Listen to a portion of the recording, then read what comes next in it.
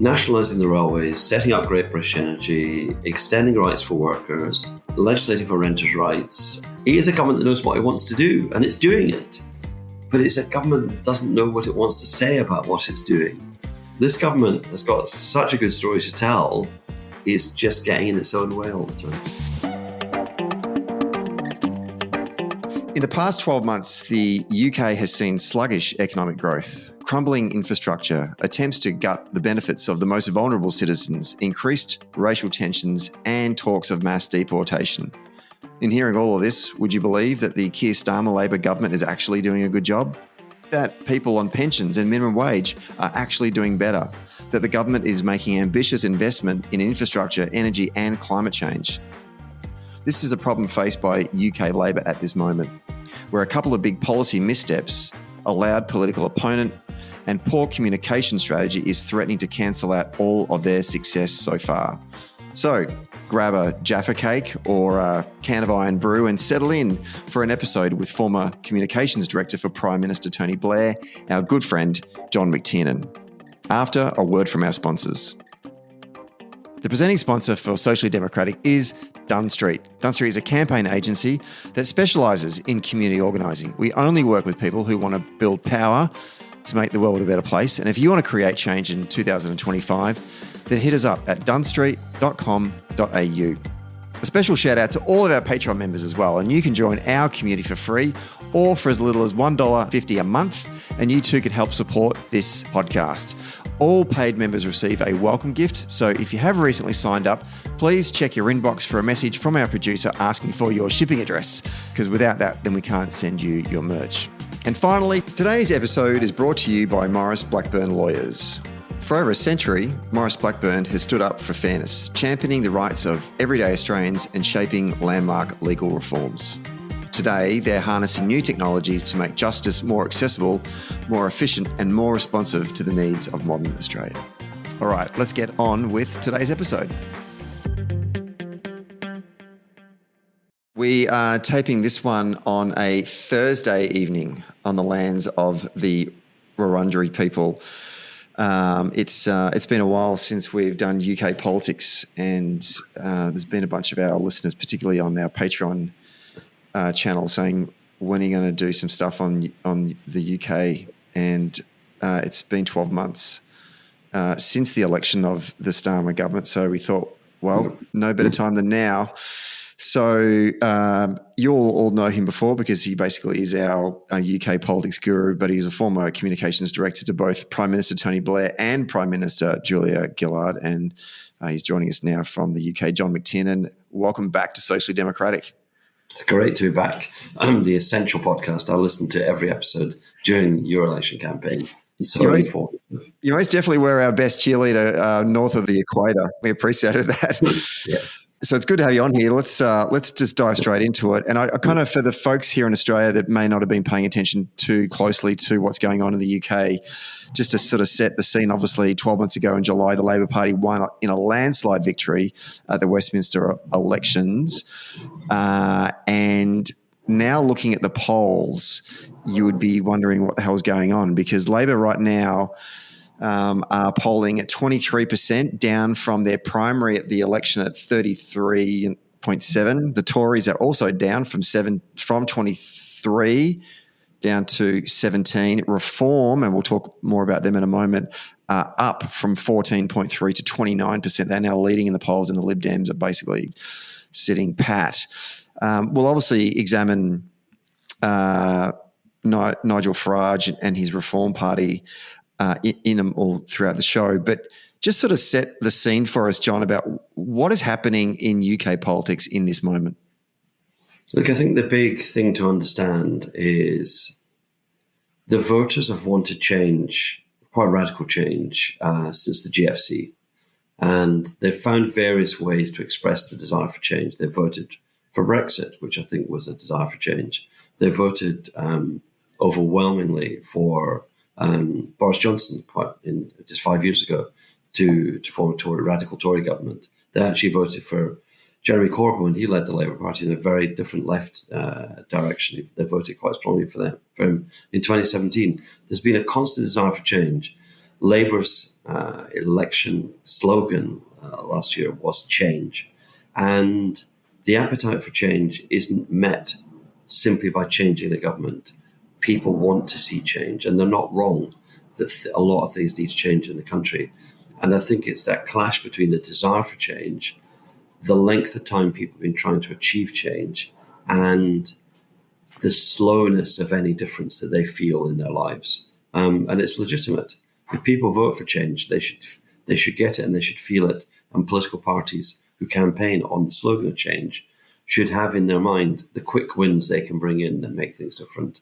And I think that's been a gap between expectation, anticipation, and delivery. So I want to structure the episode in a way that we can maybe break down some of the topics of where voters would be looking for change, and then maybe towards the end we can sort of tie it up in terms of the thematics of it all. But let's start with the economy. And obviously Labor went into the election promising to revive economic growth and lift disposable incomes after more than a decade of stagnation. From your perspective, how well have they managed to shift the dial on those goals since being returned to the Treasury? That's probably been the biggest single success of the Labour government in the first 10 months of the Labour government, the new Labour government. Real wages rose faster than they did in the last 10 years of the Tory government. Now, that's a low bar because of the stagnation there'd been, but that turn to rising wages, imagine that sustained for 5 years. You'll have a very different country. Now, Labour aren't pushing that message hard enough. Some of the Treasury ministers are doing it. And I think that's one of the things that we'll probably come back to again and again. I don't think that the Labour government are telling a good enough story about the scale of their achievements, and they're being defined by their opponents and they're fighting on ground that is not necessarily beneficial for Labour. But they've turned the tide in terms of real wages. And that's a big thing. And actually, in other areas, pensioners, huge part of voters, there was an attempt to take one of their benefits from them. That's been reversed. Pensioners are doing well. And actually, for working age people, our minimum wage is now 2/3 of average earnings. That means that low pay has actually been dealt with as a problem. So we've dealt with pensioner poverty, we've dealt with low pay. Now we need to deal with other issues, but we don't talk or celebrate the successes. And we don't, the big thing for any government is it's not happened by chance, it's happened by choice. Labour has chosen to do different things, and that has led to the rise in the minimum wage and also the general rise in wages. So I think it's that inability, which I think social democratic parties often have, to celebrate their successes. Do you think that the recovery has been slower than the Labor government had initially projected? Like, could they have done more in the first year to accelerate that? That's a good question. Our first year was only 6 months of last year. In the first 6 months of this year, 2025, we have had 1% growth in the economy. That's not great, but that's the entire growth predicted for the whole year of 2025. So if growth continues, we'll be getting growth back onto the 1.5 to 2% trajectory. Now, 1.5 is a terrible target for growth. We should be growing at 2.5, 3%. The big success of the government is it's gone into planning reforms, and the planning reforms for England are predicted by our Office for Budget Responsibility, our umpire, to add £4 billion to GDP. So those have been successful. The question is, can you turbocharge them? I think you can. And I think Labour, again, need to come back in the forthcoming budget to do more to deregulate planning, development, infrastructure, so you can get the construction industry ripping, but also get the houses built that will mean the pressure on rent rises and the pressure on house prices will start to ebb away. I think you and I had a conversation when you were out here in Australia over the summer, and we were talking about governments, social democratic governments around the world, and obviously the example being here in Australia, a lot of our state governments have their economic program has been building infrastructure to solve problems in communities that need better schools or better roads or public transport or whatever. But obviously that takes money. Yeah. Structurally, is the British economy in a place where they can spend money to fix the problems that people want change in their local communities? Like, that's a really good question, because I think I mentioned to you that it is stunning, really, to see the scale of the change in rail infrastructure, say in Melbourne. It's also stunning to see the change in the scale of public sector transport, public transport in Sydney. Britain doesn't have the same transformation in terms of scale of investment.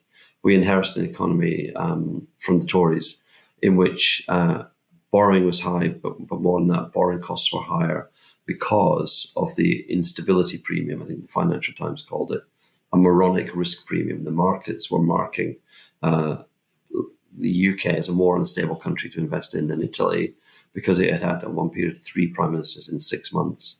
Now, stability is the big offer of the government. That's why there have been rules, fiscal rules. That's why there's been promises on tax increases. Stability should be better market conditions, but it means that the investment doesn't make as big a hit. It's not as large. And I think, what could we have done in the first year? I would have liked to take a bunch of capital and spent it on very visible improvements. So our schools and our hospitals have got concrete from the 1960s, which needs to be removed. It's too old. It's starting to crumble. It was an innovative technique of making concrete in the 60s. There's now problems. I think if a couple of £1 billion have been spent on ripping that concrete out of every primary school, say, or every hospital, people would have visibly seen in local communities the new investment of the government paying off already. And I think what you can see is very powerful. And that gives you a feeling that actually the other things, which are not so visible, must be being done as well. And so most of what the changes Labour have been doing have been in the background. And I think if you make it faster, yes, but more visible, that's more compelling for voters.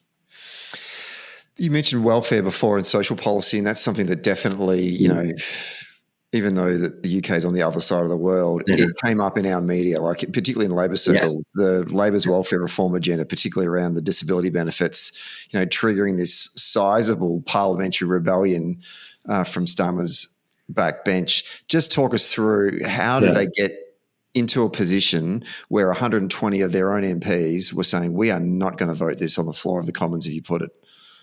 Look, the most important thing for the Labour family is those MPs stopped the government from doing something that was not Labour. So nobody, in my view, nobody votes Labour to shrink the welfare state, to shrink the size of the welfare state.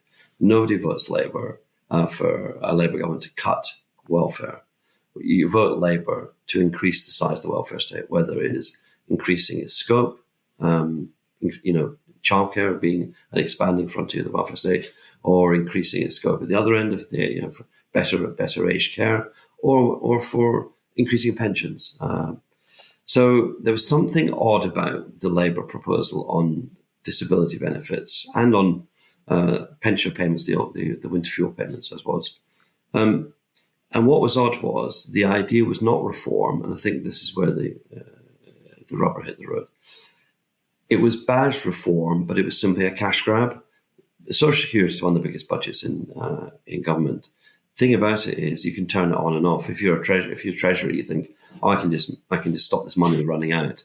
So we'll take away this benefit. If we take it from you, we stop paying it. And they had a figure for saving of £5 billion. It would have been more like 9 billion, 10 billion pounds if the planning reforms hadn't been so successful in generating headroom. Very tight fiscal rules, meaning the small changes in interest rates globally, borrowing globally, has an impact on the forecast for the government. The government always trying to stick inside its fiscal rules. So the proposal was, we need £5 billion. How can we get it? £5 billion in disability benefits is either £1,000 a year from 5 million people, or £5,000 a year from 1 million people. And they chose the latter. They chose £5,000 a year from 1 million people. Now, I don't know anybody in the UK who wouldn't notice losing £5,000. And disabled people are among the least advantaged, the most disadvantaged. And so that was where the real crisis came. It was a fiscal move with no reform principles behind it. No minister could ever identify what the principle was. because the benefit was being taken away from disabled people, the benefit that supports them to be out of work or in work, because the people with disabilities have higher costs in the living costs. It was the benefit that helps you whether you're working or not working. So it wasn't a welfare to work reform. It was simply a cash grab. And in the end, Labour MPs went, that's not Labour. And in the end, ministers accepted that wasn't Labour.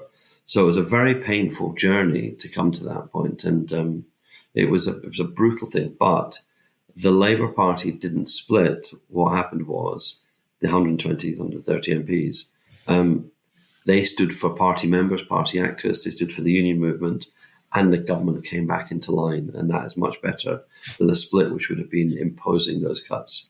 It was a telling moment. And for me, the first year of the government has got 10 great months and 2 bad months. The first month was bad because Labour took away money from pensioners, which is now given back, and then July 2024, and then June 2025 when they tried to take £5 billion from people with disabilities, which they've now given up on. So I would say, thought experiment, imagine that Labour hadn't done either of those things. We'd be talking about 12 months of much more amazing progress, renters' rights, employment rights, £100 billion investment in infrastructure, £40 billion more in public services, pay deals for teachers, for nurses, for doctors, nationalisation of the railways, the setting up of a national energy company, Great British Energy, all kinds of things which are a great story, all marred by 2 really bad months. This is a government which has continuously found ways to get in its own way. Where does that come from? It's the actions of a Conservative government, not the actions of a Labor government. And to start in that, like the politics, the internal politics of it, how the hell do they come up with this? It's the actions of a Treasury-driven government. So the tension in the government is this. If you become a government after a period of instability, that instability has a cost. It's a cost in borrowing, it's a cost in mortgage payments, interest rates, has a cost in government borrowing. Government borrowing is high because we've had accumulation of the GFC, we've had COVID, then we had the energy crisis caused by the Ukraine war. Good reasons for government borrowing, but it means that if it changes interest rates happen, then government borrowing repayments become larger in scale than spending in most departments. So that's so you have to find a way to grow the economy to reduce debt as part of GDP. You have to find a way to constantly keeping balancing the budget. The government set itself very tight rules, not raising income tax, any level of income tax, not just the basic rate of income tax, not raising value-added tax or sales tax, not raising its scope or its level, and also not raising payroll taxes. So once you do that, 60% taxes can't move. If that can't move, all you're left with is tinkering with tax or tinkering with spending. And it's the logic of the tight constraints they set on themselves and the way in which they structure the fiscal rules, which I don't want to go into, but which mean that very tiny movements in forecasts for 4 or 5 years out require adjustments to spending now. And I think that there's an infernal machine being created. So I understand why left and centre parties have to tell the public they won't be profligate with public money and with taxation, have to tell the markets they will be stable stewards of the economy and will build growth. But they've tied themselves into a machine whose consequences are they do, as you said, they do things which don't seem very Labour.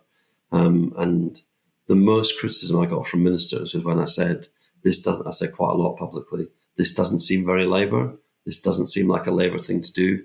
And that's the most pushback I got. I think that hurt people to hear that. Because I think there are ways in which you can reduce the pressures on budgets, but you have to start with, we think there are too many people who have been medicalized, classified as having medical problems, which then lead to them being outside the labour market, which then we need to find new ways of support. What's the Social Democratic way? We'll deal with your issue, support you into work, and that will grow the economy rather than you're there, you're a problem, we need to cut your cost. I just think it's back to front. It's all driven by fiscal rules in the end. And that's not a Labour way. I'm interested to get your thoughts on the NHS, the National Health Service. Yeah. Labor came into government promising to modernise the NHS, which I think we hear that at every election, and reduce waiting times. But with a £12 billion budget deficit and tight public finances, as you've just sort of outlined, there's not much room to manoeuvre. So how would you judge their progress so far in this mission to modernise the NHS? So that's been a success. They promised more appointments, they promised more investment, and they've managed to halve the waiting lists. So that's a pretty good thing to have achieved. It's 14 again. It comes back to, and it's a tension with any government coming in.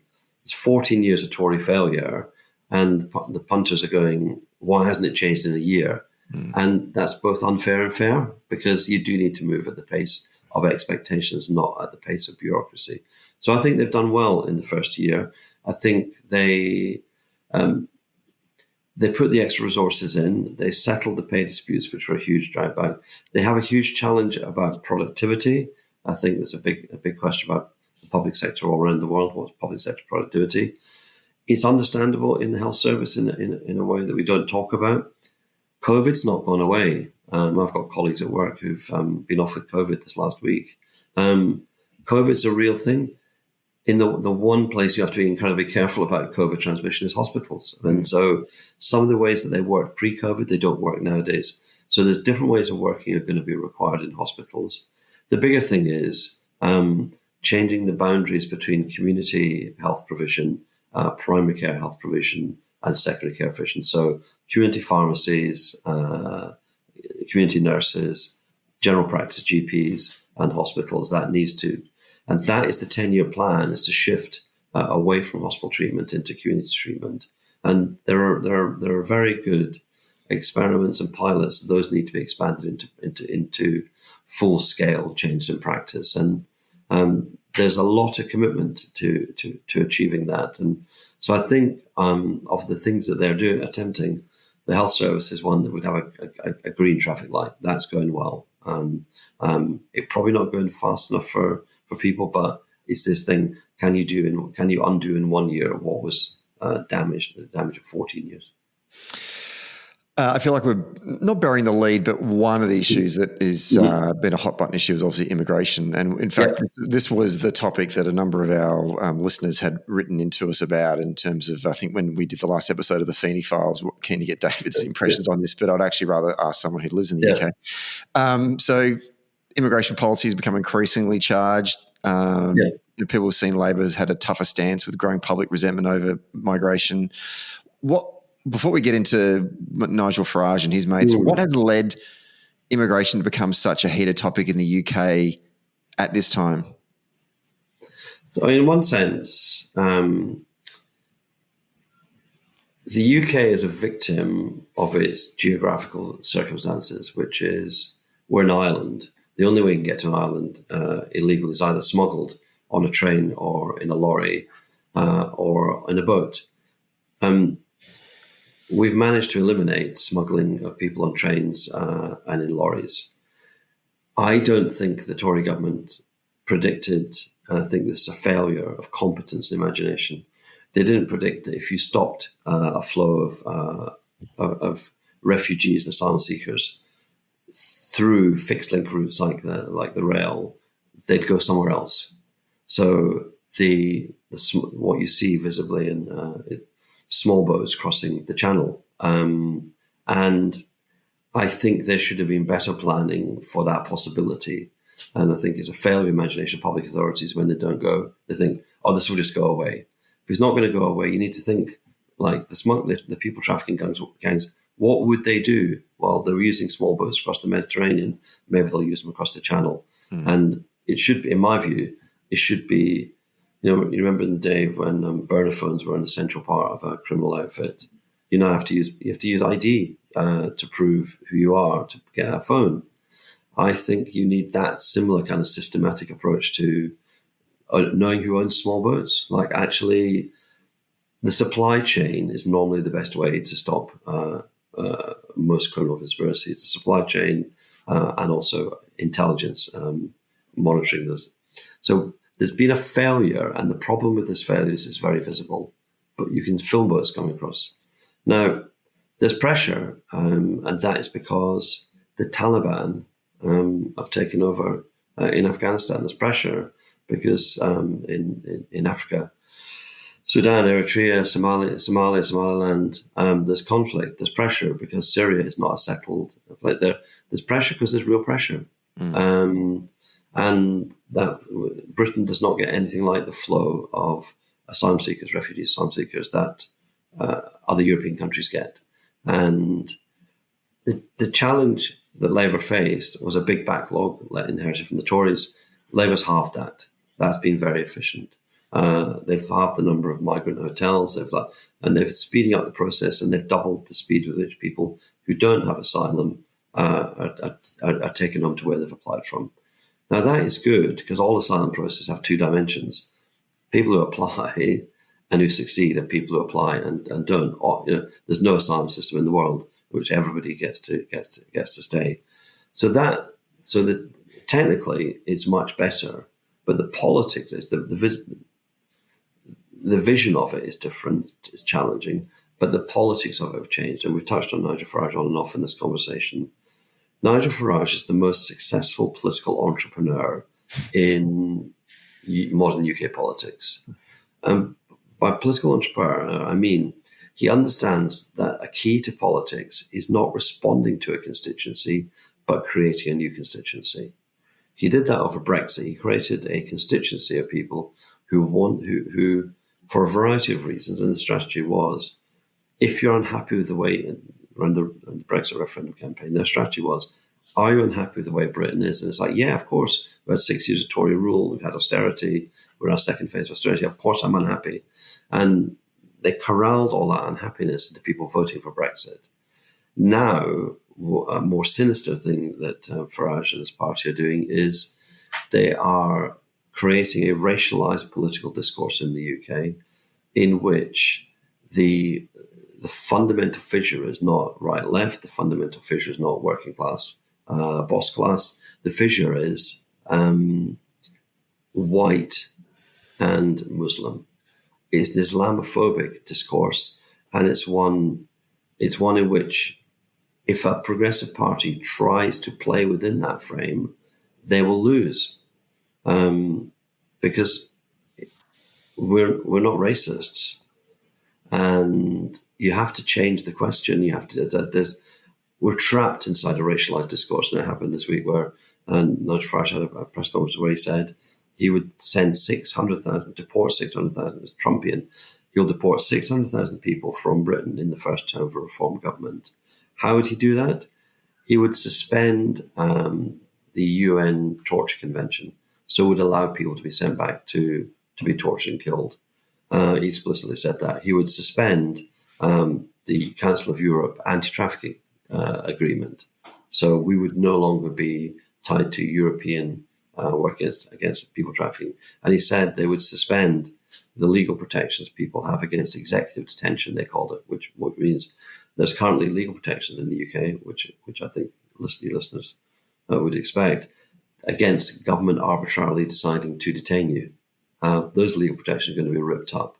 So we have a situation where a full-on assault on not just the rule of law, but the structure of the law is being proposed as a response. Farage says the crisis. It's kind of what you call it's the politics of national emergency. You see it in the US. Trump is declaring national emergencies, then acting as he boasts like a dictator.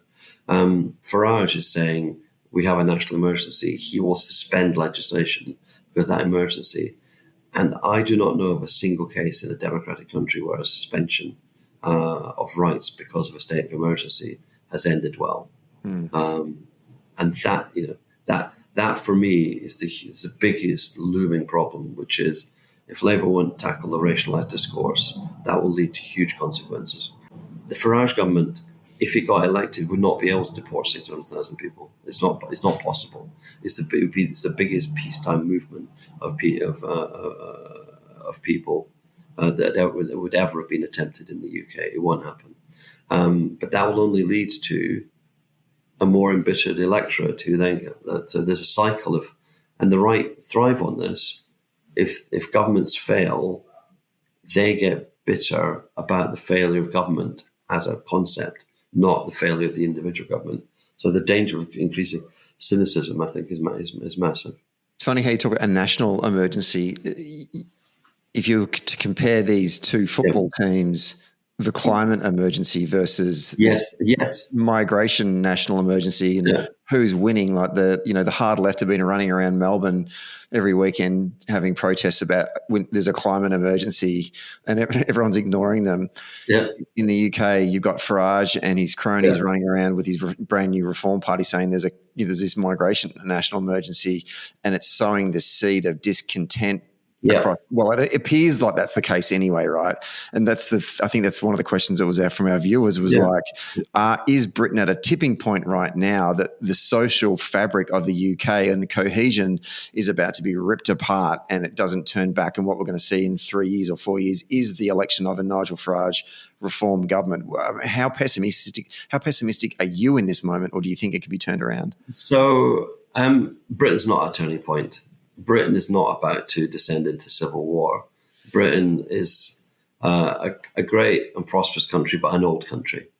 And the issue about an old country is it's constantly being fixed, but that's because they've been around for 150, 200 years. Our railway system was built out mainly by 1848. So, we've had 2 centuries of passenger railway. The discourse of doom loop is the discourse of the right, and that's because of the point I ended on in my last thing.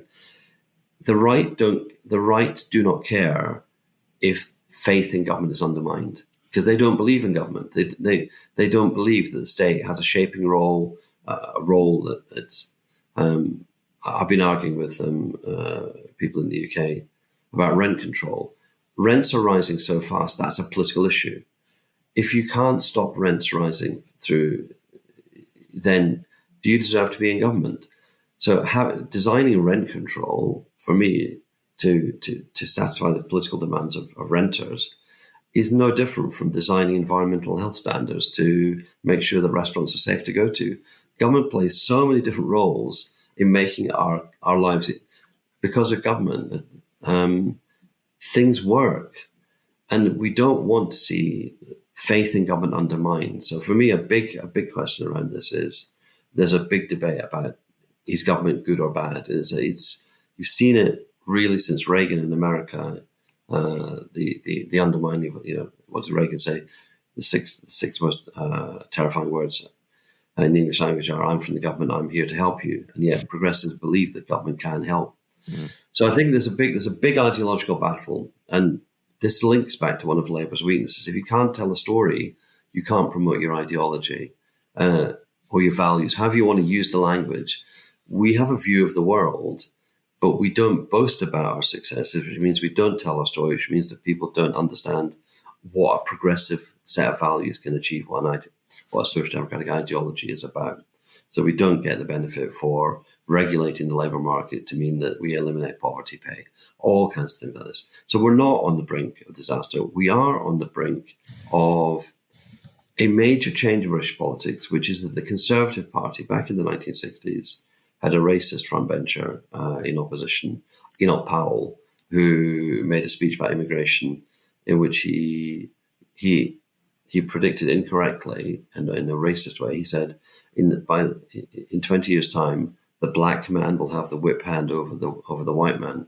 What actually happened was that in 20 years' time, there was a music scene in Britain which was black and white together. It was punk and it was reggae and it was new wave.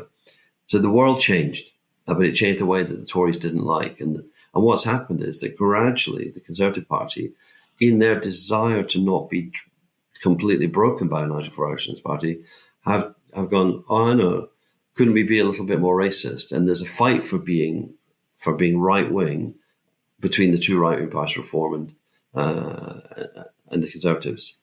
And the Tories are running faster to be more extreme on this issue, which means, again, that the racialised discourse isn't challenged as it should be by the opposition and the government. So the government are isolated, and the government, in my view, are scared of their own shadow in this as well and will not challenge the racialisation discourse, which then means a huge chunk of Labour voters, the black and brown working class, don't feel represented. And if a core of your voters don't feel represented, they look for other places to go, which is why the new Jeremy Corbyn party is a potential threat to Labour, because he's saying, look, there's a whole set of issues that your government, the Labour government, the one you've always voted for, won't represent you on. So there's something in flux in politics here too, which is why I think political entrepreneurship is important. Something has changed dramatically, and the climate crisis is the one which is here now.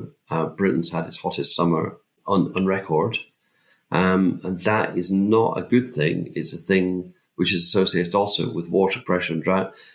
We now have more refugees around the world, asylum seekers around the world, displaced by climate than by conflict.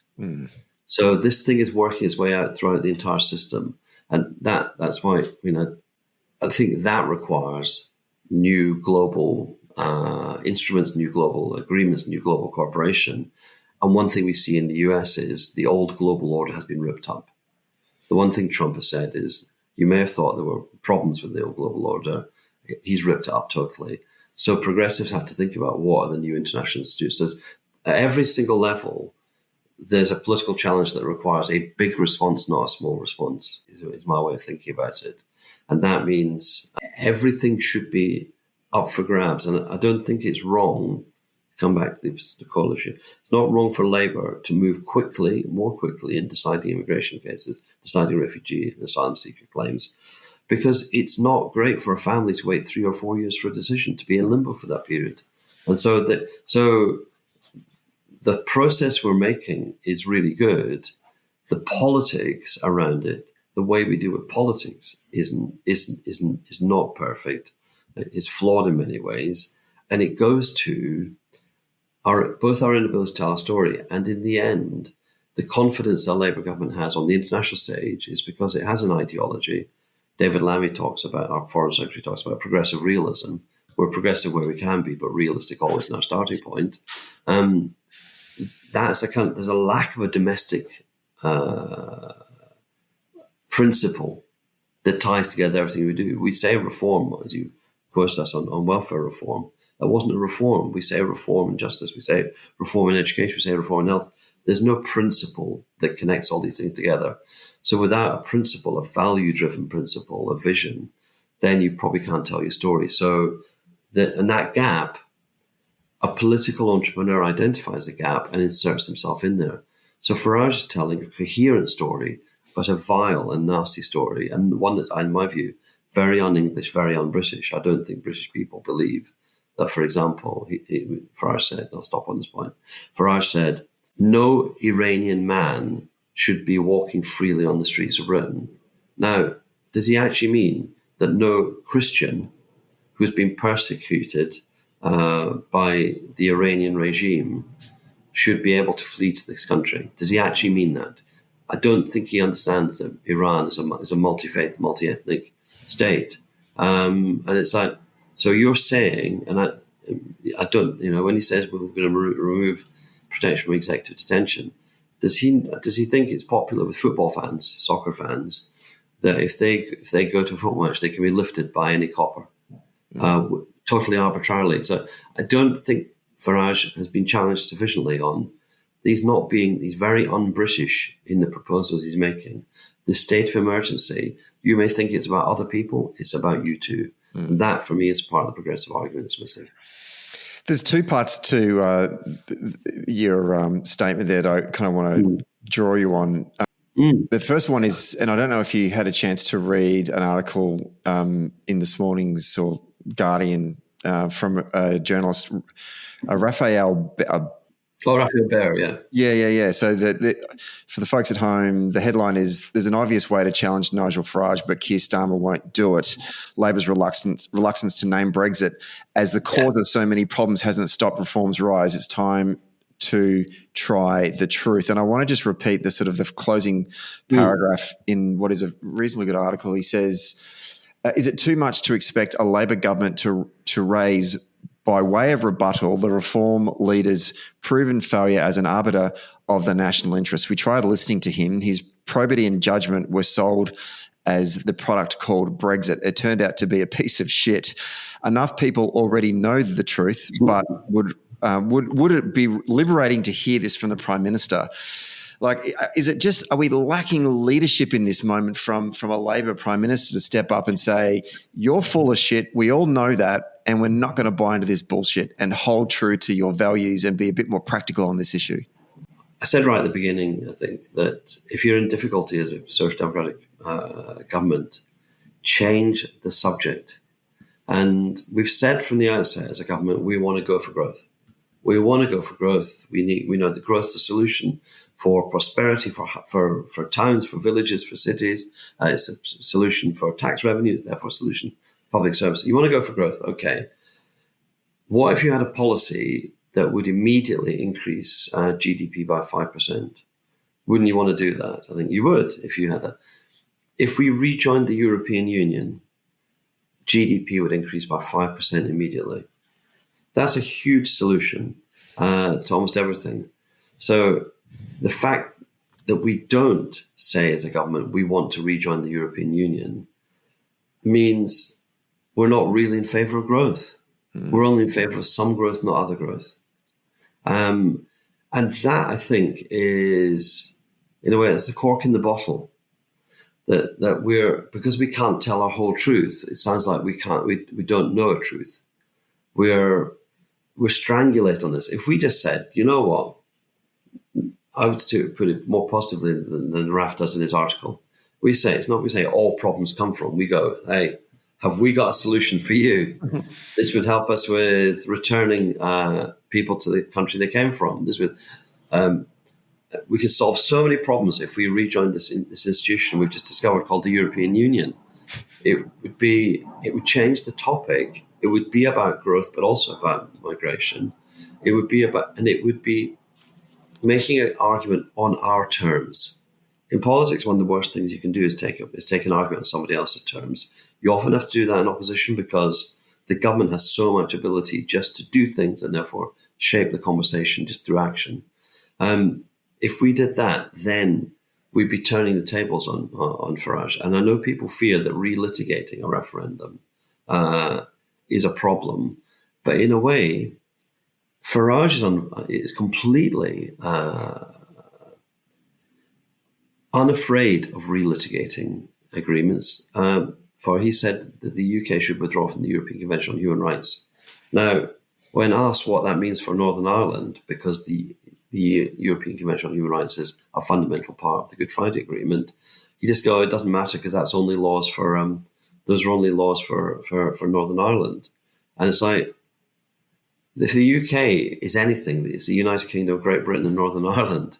So if the UK does something that impacts on Northern Ireland, but the willingness to play politics with a peace deal that settled a conflict that has been in the UK for 800 years was violent for most of for all the 70s, for the 80s, for some of the 60s and the 90s. To play politics without playing with fire. Now, again, you can do the small bit of what about Northern Ireland, the Good Friday Agreement. You do the big thing, which is the European Union is a fundamental part of, a guarantor of peace in the United Kingdom. And yes, we all want Northern Ireland to be united with Ireland eventually. But while Northern Ireland exists, peace is fundamental. And so for me, sometimes, again, in politics, you sometimes have to argue the fundamentals, not let's go, if we're going to go for growth, go for the European Union. If we're going to go at this guy, he wants to rip up peace. And instead we dance around it. The Labour government's like, but this man's not serious. He doesn't, he's written this on the back of a fag packet. You need to attack the weakest part of his argument and the strongest part of his argument, and consistently. So there's something, and my theory is the senior leadership of the Labour Party, it's all of them, it's not simply the Prime Minister, it's all of them. They experienced 2015, 2017, 2019 and the Brexit referendum in 2016. So they had 4 fundamental political defeats in 4 years. And in Australia, that a defeat is traumatizing and persistent defeat is traumatizing. But imagine 4 defeats in 4 years and think that lives inside the brains, the experience, the politics of all the leadership, because winning unexpected. In 2019, Labour lost so badly, nobody, including myself, thought we could win again before the end of the decade. Turning it around after the pandemic, so turning it around in 2021, with only 2 or 3 years to go to election, next election was surprising. Getting a landslide after a Tory landslide was a big surprise to us. But people are living inside an experience of their ideas, their core beliefs, their core values being crushed repeatedly. 2015, 20.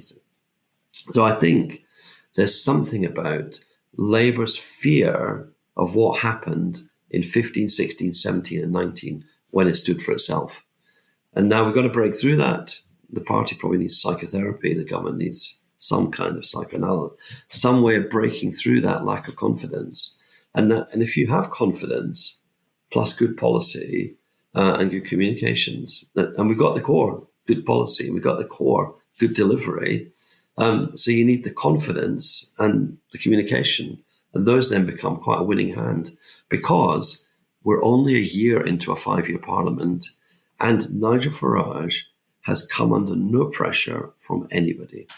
So he can't answer the questions, the fundamental political questions of what his policies are, who his team are, and how they will achieve anything.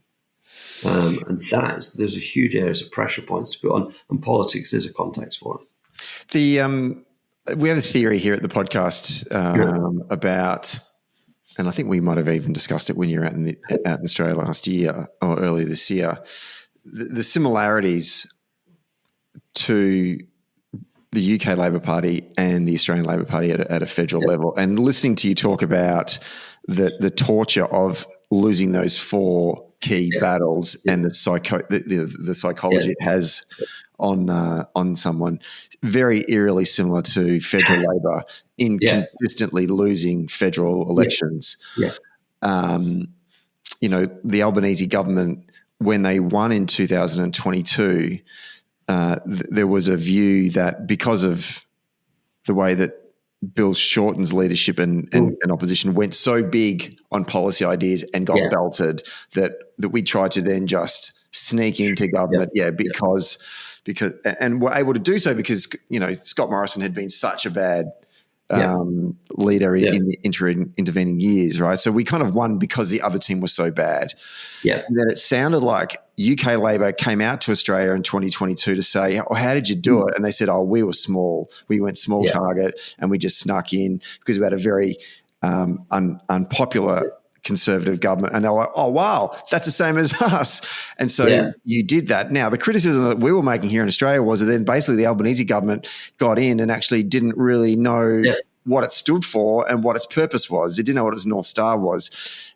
And I'm putting it to you now, is that the same problem that we're seeing with UK Labor as well as this government? Do they not really actually know what their purpose is other than just getting in because we wanted to beat the Tories or we're not as bad as the other mob? Like Daniel Andrews is kind of like, his view was there are those who win just to not be the other guys, and there are those who win because they know exactly what they want to do when they get into it and don't waste a day. Do you think that your government, where are they falling in that category? So that's a brilliant summary. And people did come out to Australia and they did come back with completely the wrong analysis. They went, let's be small target. And I was absolutely arguing internally, externally, that that's the wrong reading, that you should never be a small target Social Democratic government because we lose so often, we win so rarely. When we win, we need a program. And when we need a program of action from the outset. And when we win, we should have a manifesto that means a majority is a mandate. And that I was saying the drift of the Albanese government was precisely the lesson that you should be big. You should be big and bold on policy, not small target. And the irony is, the Labour Party stood on a massively ambitious manifesto of very unpopular things and got a landslide majority for it, and is currently governing a bit like a small target government. Like we won with a commitment to a green transition, a very ambitious decarbonisation of the electricity network by 2030, and one which includes expansion of onshore wind, expansion of solar, expansion, therefore, of the pylons, new pylons. As many pylons got to be built in the next 7 years as have been built in the last 35. So a renewal of the infrastructure, which NIMBYs will hate.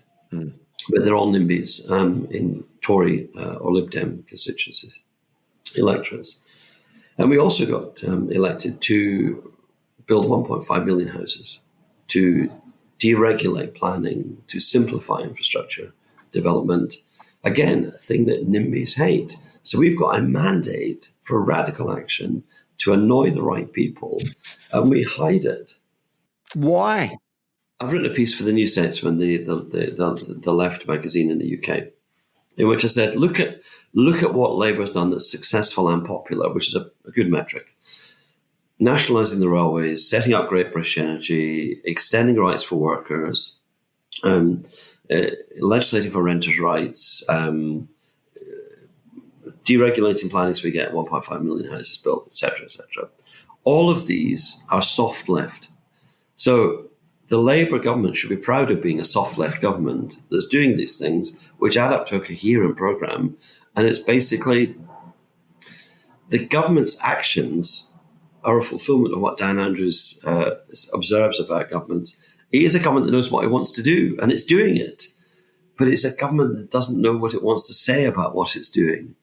And it is that. So just talk about what you're doing, and it suddenly makes sense. Stop getting in your own way and allow the different ministers who are all in their own way very eloquent. We've got a variety of ministers. There's 22 in the cabinet. Most of them are really good communicators when you push them together. Angela Rayner appeals to working class people. Wes Streeting, the health secretary, is very funny, very witty. Lisa Nandy, the culture secretary, she speaks for northern for northern towns in a very powerful way, representing a northern town. They've all got different voices. So if you imagine those 22 voices out there, and at the same time, only Nigel Farage, you start to expose the fact you need a team to run a government, a variety of faces and voices, and they've only got one face, one voice, and one issue. Not a plan for housing, not a plan for industrial growth, not a plan for infrastructure. And so that is the frustration, really, which is quite often in consultancy you deal with political parties who don't really have a good story to tell, and therefore you're trying to help them find a story and then find some policies and then this government has got such a good story to tell, it's just getting in its own way all the time. I don't want to have to bring up my in excess theory again. I'm sure I've told you this before, definitely over a pint, but I'm certain our listeners have heard me talk about it before. The theory is that a government has to be like in excess. It's got to have all the smart Farris brothers at the back writing all the wonderful songs, and you got to have Michael Hutchins in his sexy hot pants at the front with the long hair and the dance moves, singing like an angel, and it's going to be a recipe for success. So it sounds like you got the Farris brothers writing all the good stuff, but someone up the front there doesn't want to sing about it. Keir Starmer, is he the right man for Britain right now? Like, why is he? Why can't he communicate day after day after day? I know you feel like an idiot when you have to keep on repeating yourself every day, but that's what you have to do in retail politics, right? Why is he not the person that's doing this? So, I think there's two things. Keir was clearly the right man at the right time. He got a landslide, and that you can't gainsay a landslide. Like that's the most recent election victory has put Albo into the pantheon of Labour greats. No doubt. It's not a thing. You know, it happens so rarely for our side that when it happens, you can't go, yeah, it was really good, but not Keir really. It was Keir. Keir was the change because he's not a politician like other politicians. That is a challenge because some of the skills that are required at the moment are traditional political skills of storytelling. I think that you see him on the international stage and you see exactly the strength of Keir. Like, he slotted straight in with NATO, with the G7.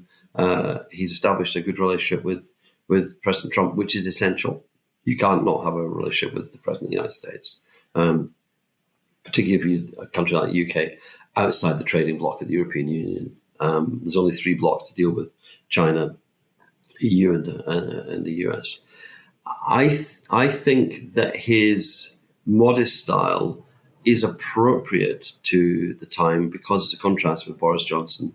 And I think one issue that Keir should do more of is just remember what it was like. Remember what it was like when we had Boris Johnson, that bombast. Remember what it was like when we had Liz Truss. Remember what it was like. And I think a bit of that is important. And I think the Labour Party itself needs to stay away from the contagion of the Tory party, because the Tory party decided in its last and maybe final phase in government, it was final for that period, but maybe final for as a political force, they decided that you could simply change your leader. And there's some loose talk sometimes about Labour and thinking about maybe we should do that. Labour should have the same leader for the next 5 years and probably for the next 10 years. And the reason I say that is the Tories weren't only punished for being terrible. They were punished for treating the voters like mugs. We can just change our leader. We can just keep on changing. And if we don't like this, we'll change to another one.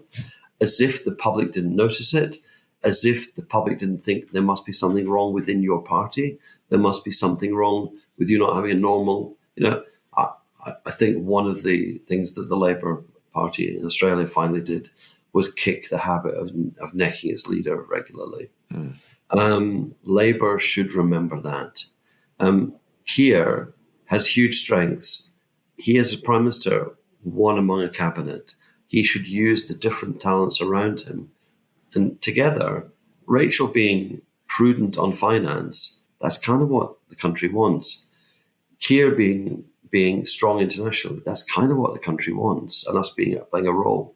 And Angela Rayner, the Deputy Prime Minister, basically being the kind of politician you'd like to go for a drink with. That's kind of what you put them together, and that's a pretty strong troika. Then you add around it the other talents. The other talents who've got strong communication skills like Wes Streeting or Lisa Nandy. You start to see, well, actually, together they can speak to almost anybody about almost everything. And it comes back to, we've got time. We don't need to get panicked. Are we doing the right things? Well, we've halved waiting lists in the NHS. Okay. Are we doing the right things? Well, we've halved the backlog in asylum and refugee processing. Are we doing the right thing on understanding the changing political forces in the UK? I'm not sure. This is the more fundamental thing for me. In 2019, Labour got 34% of the vote, and we lost to a landslide. We lost to Boris Johnson. In 2024, we won a landslide with 34% of the vote. That means Labour's primary hasn't shifted, despite what the Tories did, despite how disastrous it was. And we're now looking at 23% and hoping we could get back to 30, win an election on 30, because the politics of the UK, and this is worth thinking about, there's now 2 parties on the centre-right, the Tories and Reform. On the centre-left, there are the Liberal Democrats, the Labour Party, the Greens, the Nationalists, the new party, the party being set by Corbyn. And even if there wasn't a new party, there are Gaza independents who either would join this or they could. That is 4 or 5 parties on the left of centre, fighting for the same pool of voters. And if you look at the opinion polls, the centre left progressive vote in Britain is still 51%, and the centre right is 47%. The irony of the last election in 2024, it was the first time that a pro immigration, pro asylum seekers, pro refugee parties where the majority of voters voted for parties who wanted fair and swift treatment for refugees and asylum seekers. So the country has not gone in a massively right-wing way, and the country, when you add all the votes together, but in our first past the post system with no compulsory preferential, those votes splinter. And if there's 5 left of centre, you can see how that can be disastrous. Very small change in the margin of votes can lead to very big swings in the number of seats people get, which is kind of why pressure needs to be put on Farage, but also there needs to be a number of bridges to other voters to suggest reasons why they should vote in a general election for Labour against reform. The Tories are being driven mad. That's fair enough, and I think they'll chunk some of their votes off to the Lib Dems. But Labour needs a strategy that looks to its left and understands that in the fundamentals of politics, what's Nigel Farage positioning himself as? He's positioning himself as a soft social democrat. Why do I say that? He said his solution to the crisis in the British steel industry would be to nationalise it. He said, well, I'll nationalise the steel industry. He said on benefits, he wasn't in favour of the disability benefits cuts, and he's in favour of lifting the cap on the 2-child cap on benefits in the UK, which is a policy brought in by the Tories, which pushes children into poverty. So on social policy, he's positioning himself as a centre-right politician willing to cosplay social democracy. So come back. We should be proud social democrats. And why? Because the evidence is if Farage is trying to be like us, it means that we occupy the right space. And it's the Coke test. Buy the real thing. We're the real thing. Look, I mean, I obviously 100% agree with you. I just want to start to see it in terms of the communication from the leadership. John, we're at our hour, so I need to let you go. But it's been incredibly enlightening.